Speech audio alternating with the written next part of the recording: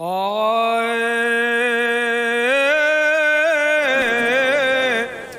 मोर रामा हो राम,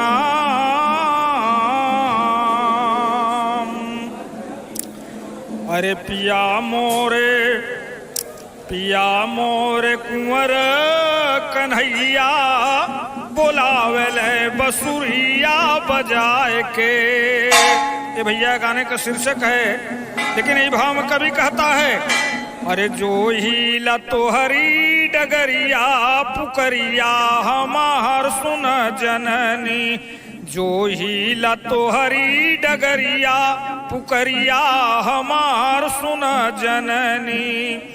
अरे विद्या की देवी तू हम सब अनारी, और तू देने वाली माँ हम सब भिखारी।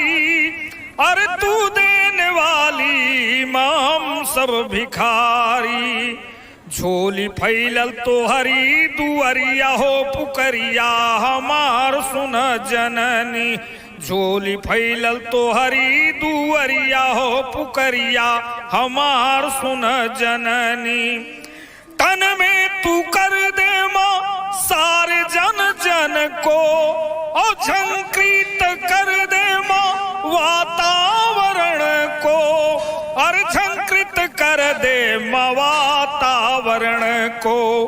पतझड़ में छाई है बहरिया हो पुकरिया हमार सुन जननी, पतझड़ में छाई है बहरिया हो पुकरिया हमार सुन जननी।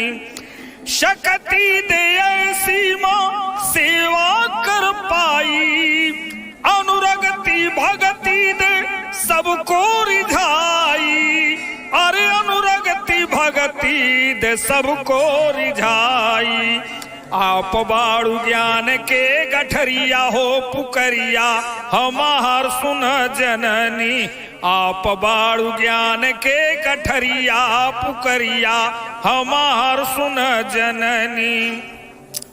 अरे गुरुवर बहादुर जी स्वर्गवासी धारे, लौधर बलिराम कविता संवारे, लौधर बलिराम कविता संवारे।